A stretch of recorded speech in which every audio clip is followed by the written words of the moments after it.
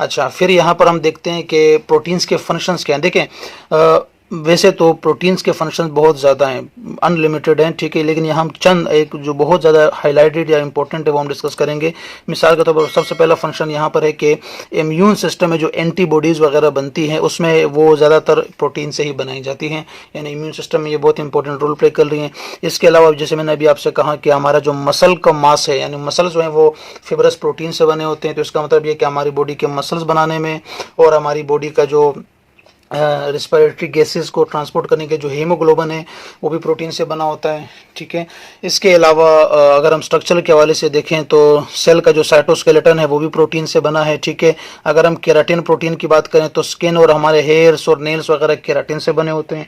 तो यानी यहाँ से आप अंदाज़ा कर सकते हैं कि प्रोटीन बेसिकली हमारे लिए और दूसरे भी जानदारों के लिए कितनी एक इम्पोर्टेंट चीज़ है, ठीक है स्टूडेंट्स।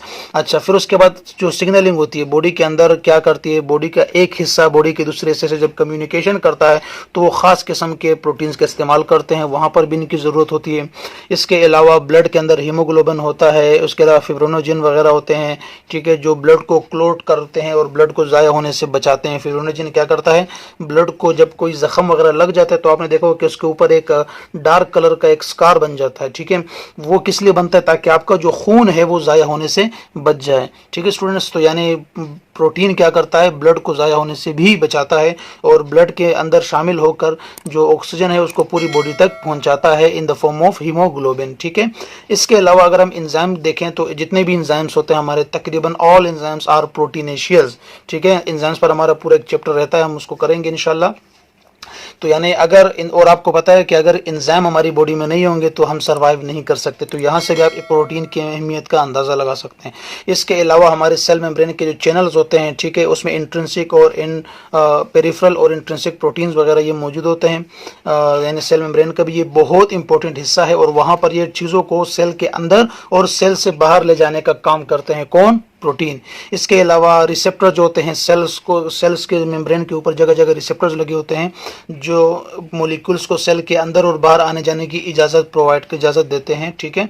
तो ठीक है, तो इसके अलावा देखें ये बहुत सारे मोटे मोटे फंक्शन है जो मैंने आपको बताया और यहाँ से आप प्रोटीन की इंपॉर्टेंस का अंदाज़ा भी लगा सकते हैं। ये इसी हेडिंग को, ये जो आपके पास पूरा एक चार्ट बना हुआ है, इसी को आप इंपॉर्टेंस ऑफ प्रोटीन भी कह सकते हैं और इसी को आप फंक्शंस ऑफ प्रोटीन भी कह सकते हैं इन ह्यूमन बॉडी स्पेशली, ठीक है स्टूडेंट्स। तो होपफुली कि आपको यहाँ से काफ़ी सारी चीज़ें समझ में आई होंगी अबाउट इम्पोर्टेंस और यही फिलहाल आपके क्लास 11 के लिए ख़ास तौर पर ये बहुत जो इंपॉर्टेंट बातें थी वही यही थी, एग्ज़ाम में भी आप यही लिखेंगे। तो अगर आपको ये चीज़ समझ में आई है तो काइंडली वीडियो को लाइक ज़रूर कीजिएगा। जब तक के लिए अपना ख्याल रखिएगा। अल्लाह हाफ़िज़।